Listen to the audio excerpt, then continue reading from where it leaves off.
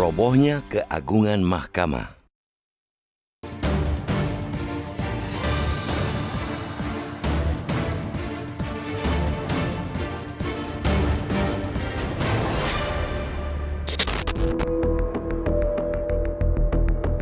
Sesuai namanya, Mahkamah Agung. Ia adalah personifikasi dari sebuah lembaga yang agung.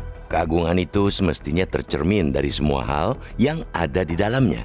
Tidak hanya dari kebijakan atau keputusan yang dihasilkan lembaga itu, tapi juga tindak tanduk dari orang-orang yang menghasilkan keputusan tersebut. Dalam praktiknya, memang tidak mudah, tidak segampang yang diucapkan. Sudah berkali-kali Mahkamah Agung atau MA justru mengingkari keagungannya sendiri. Lembaga yang juga kerap dianalogikan sebagai benteng terakhir para pencari keadilan itu ternyata tidak sekokoh yang kita harapkan. Keagungan lembaga itu teramat mudah tergadai oleh korupsi dan suap. Kasus dugaan korupsi suap, bahkan tindak pidana pencucian uang atau TPPU bertubi-tubi menjerat MA. Pelakunya bukan orang lain, melainkan orang-orang mereka sendiri, pejabat mereka sendiri.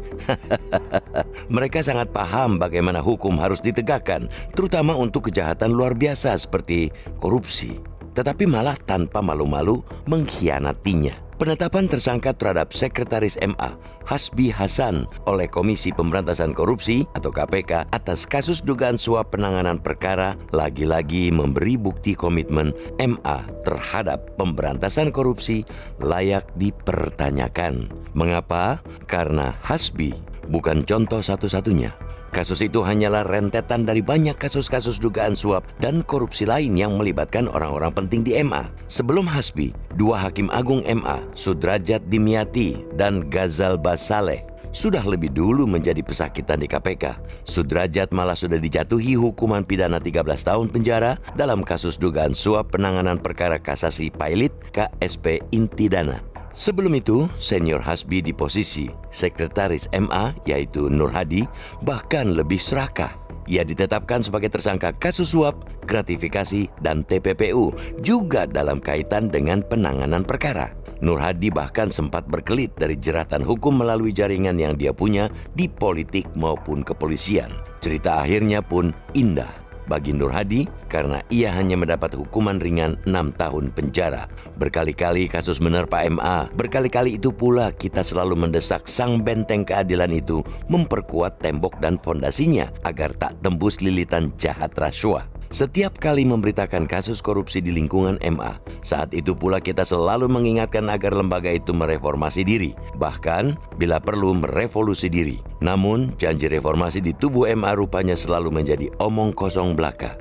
Dari rentetan kasus yang terjadi di lembaga tersebut, kita bisa katakan komitmen MA dalam pemberantasan korupsi senyatanya hampir nihil.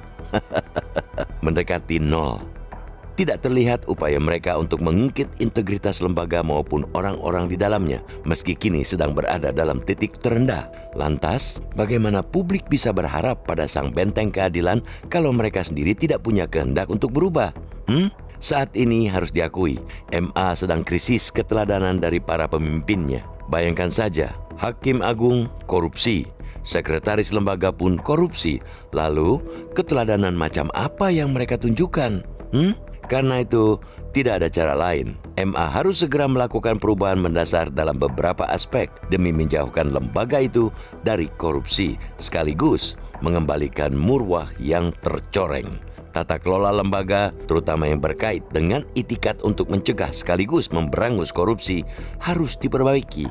Pola pembinaan, pengawasan hingga manajemen harus direformasi dengan serius, bukan ala kadarnya.